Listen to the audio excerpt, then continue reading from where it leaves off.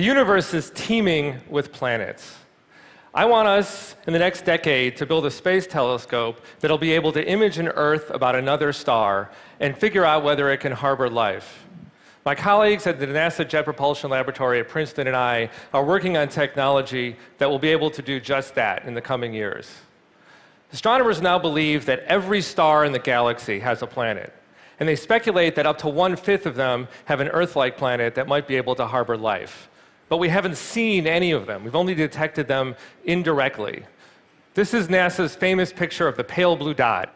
It was taken by the Voyager spacecraft in 1990 when they turned it around as it was exiting the solar system to take a picture of the Earth from 6 billion kilometers away. I want to take that of an Earth-like planet about another star. Why haven't we done that? Why is that hard? Well, to see, let's imagine we take the Hubble Space Telescope and we turn it around and we move it out to the orbit of Mars. We'll see something like that, a slightly blurry picture of the Earth because we're a fairly small telescope out at the orbit of Mars. Now let's move 10 times further away. Here we are at the orbit of Uranus. It's gotten smaller, it's gotten less detail, less resolve. We can still see the little moon. But let's go 10 times further away again. Here we are at the edge of the solar system, out at the Kuiper Belt. Now it's not resolved at all. It's that pale blue dot of Carl Sagan's. But let's move yet again 10 times further away. Here we are out at the Aurora cloud, outside the solar system, and we're starting to see the sun move into the field of view and get into where the planet is. One more time, 10 times further away. Now we're at Alpha Centauri, our nearest neighbor star, and the planet is gone. All we're seeing is that big beaming image of the star that's 10 billion times brighter than the planet, which should be in that little red circle. That's what we want to see. That's why it's hard. The light from the star is diffracting. It's scattering inside the telescope, creating that very bright image that washes out the planet. So to see the planet, we have to do something about all of that light. We have to get rid of it. I have a lot of colleagues working on really amazing technologies to do that, but I want to tell you about one today that I think is the coolest and probably the most likely to get us an Earth in the next decade. It was first suggested by Lyman Spitzer, the father of the space telescope, in 1962, and he took his inspiration from an eclipse. You've all seen that. That's a solar eclipse. The moon has moved in front of the sun. It blocks out most of the light, so we can see that dim corona around it. It'd be the same thing if I put my thumb up and block that spotlight that's getting right in my eye. I can see you in the back row. Well, what's going on? Well, the moon is casting a shadow down on the Earth. We put a telescope or a camera in that shadow, we look back at the sun, and most of the light's been removed, and we can see that dim, fine structure in the corona. Spitzer's suggestion was we do this in space. We build a big screen, we fly it in space, we put it up in front of the star, we block most of the light, we fly a space telescope in that shadow that's created, and boom, we get to see planets. Well, that would look something like this.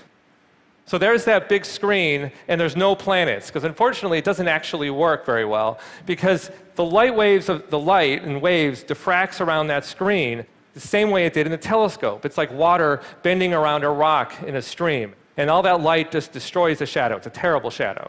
And we can't see planets. But Spitzer actually knew the answer. If we can feather the edges, soften those edges, so we can control diffraction, well, then we can see a planet. And in the last 10 years or so, we've come up with optimal solutions for doing that. It looks something like that. We call that our flower petal star shade. If we make the edges of those petals exactly right, if we control their shape, we can control diffraction, and now we have a great shadow. It's about 10 billion times dimmer than it was before, and we can see the planets beam out just like that. That, of course, has to be bigger than my thumb. That star shade is about the size of half a football field, and it has to fly 50,000 kilometers away from the telescope that has to be held right in its shadow, and then we can see those planets. This sounds formidable, but brilliant engineers, colleagues of mine at JPL, came up with a fabulous design for how to do that, and it looks like this.